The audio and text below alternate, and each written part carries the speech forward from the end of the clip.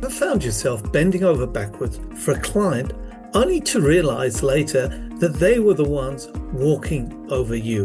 Yet that one hurts. Well, what if I told you that many a small business owner falls into this trap, not because they're weak or inexperienced, but because they care too much. And the result, unfortunately, is these people often invest then in obsessing about a situation. Now consider this. About 20% of all calories that you burn each day actually goes into fueling something that just weighs 2% of your body weight, your brain. Now that is a huge amount of energy. So what if you could use even a fraction of that brain power just to make sharper leadership decisions, ones that protect your time, your confidence, and your profits? Now, I'm Michael Horesh. I'm from the 172 group, and together with Shari Wright Pillow, we've worked with over 1,000 small business owners over the past 20 years. And I can tell you, hand on heart, that I hear this type of story very, very regularly. The small business owner who tells me about a client who's pushed them beyond boundaries and abused their goodwill. It's not something that people like to talk about. It's embarrassing. It's draining. It makes you question your own judgment. For example, one of my clients recently told me that her client had suddenly wanted to pay her through a third party that they'd never met. She had tried to be obliging. She wanted to say yes, but she wasn't sure. She spent a couple of hours tossing it over in her head and eventually contacted me. And my immediate response was no. That wasn't her problem to fix. She didn't know that third party. It was her client's problem to fix. End of story. And that's the point. We're not talking about moral issues here. This is an issue of leadership.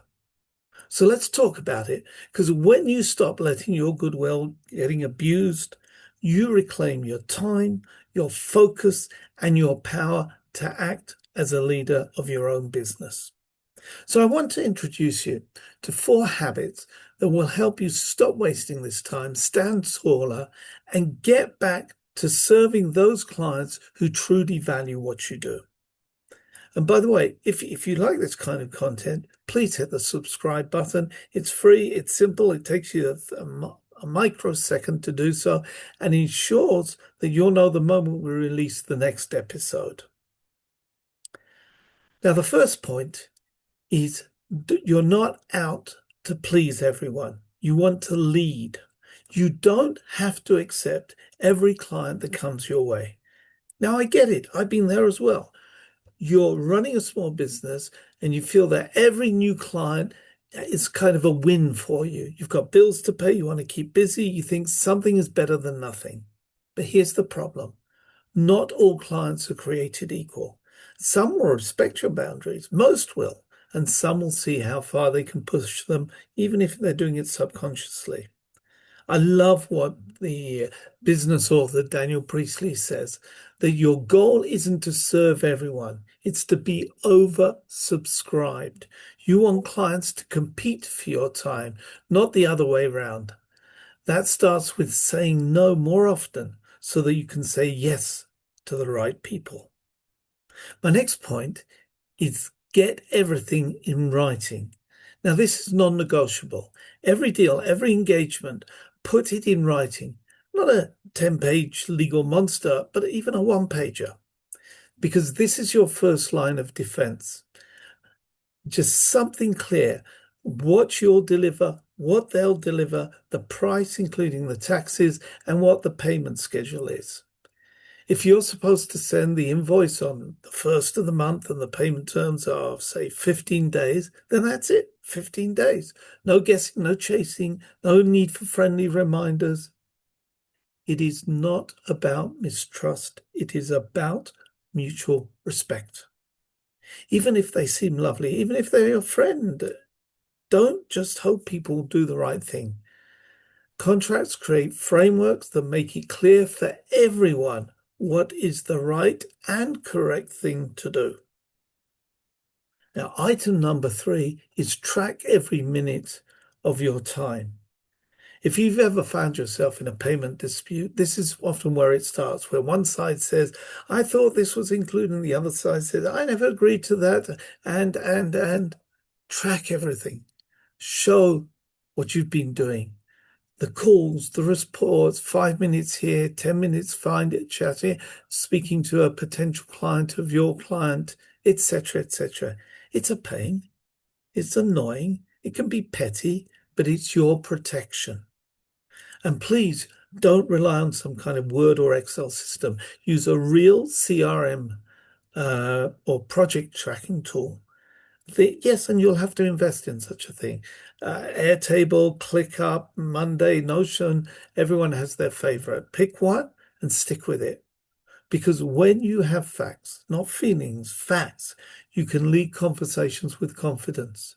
And that is leadership on your part. Item number 3, stay centered when conflict hits. Now, with all this tracking and what have you, disagreements can still arise because we're humans and humans are unpredictable. And you're not always the one that's right, but whatever. This is where leadership mindset really kicks in. When a dispute arises, your first job is to stay focused, centered. Too many owners get emotional. They feel bullied, guilty, or just wore down. They compromise, they give in. But if you have delivered in good faith to your client, you deserve to be paid in full. Full stop. This isn't about pride, it's about professionalism. Step back for a moment before you respond to any complaints you might receive from your client. Regain perspective. Don't negotiate whilst emotional. Because then you can communicate calmly, you can hold authority. Leaders don't panic. They assess and they respond with clarity. Now, my final point is the after effect. It's hard. It's not nice.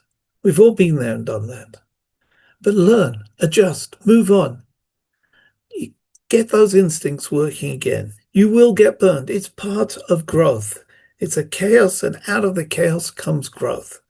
But the key is to extract the lesson quickly. Maybe your onboarding was too loose. Maybe you ignored a red flag that you should have seen. Maybe your price didn't reflect the real value you deliver. Maybe. But learn from it. Bake that learning into your process and then add a clause. Adjust your communication. Refine your boundaries. That's not failure. That's iteration. That's leadership in action. So let's bring all this together. Leadership, especially in a small business, isn't just about inspiring others. It's about protecting your focus, your time, and your energy so that you can use your brain power where it counts. And that means building, leading, earning. Use structure to set boundaries. Track to protect your work. Stay calm when things get a little nasty or messy, and learn fast when they do. Now, you can look back at a previous episode of mine on time management where I focused on one small change that can save you tens of hours every month. It'll be in the notes. I'll put a link in the notes. Combine that with today's leadership mindset, and you'll find yourself running your business with far more focus on what truly matters. Please look after yourselves properly, because your business, your family, your team, they all depend on you being well and grounded. As I say, if you haven't yet subscribed, do so now. It's free, it's simple, means you'll never miss tools that help you grow your business stronger, smarter, and in a controlled manner. Protect your time, protect your energy, protect your goodwill, because that's a core strength of your business.